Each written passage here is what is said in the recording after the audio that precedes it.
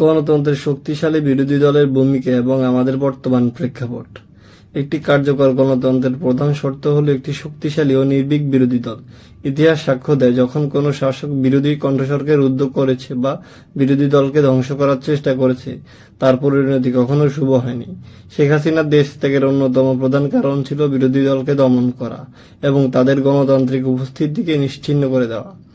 আমরা অতীতে দেখেছি গৃহপালিত বিরোধী দল যেমন জাতীয় পার্টি দিয়ে সংসদ চালানোর চেষ্টা করা হয়েছে, কিন্তু যখন একটি বিরোধী দল যথাযথভাবে সরকারের সমালোচনা বা জনস্বার্থে বিরোধিতা করতে পারে না, তখন তারা কেবল লালিত পালিত হিসাবে পরিচিতি পায়, যা গণতন্ত্রের জন্য সুফল বয়ে আনে না।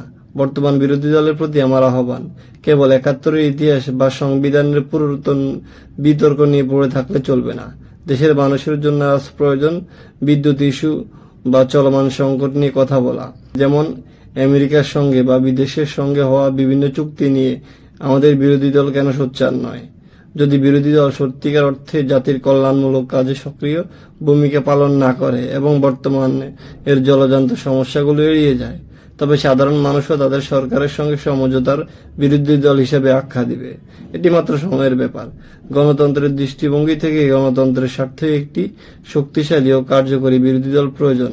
সরকারের ভুল ত্রুটিগুলো ধরিয়ে দিয়ে জবাবদিহিতা নিশ্চিত করাই হোক বিরোধী দলের রাজনীতির মূল লক্ষ্য। আপনারা কি মনে করেন, গণতন্ত্র রক্ষায় বর্তমান বিরোধী দলের ভূমিকা কি যথেষ্ট?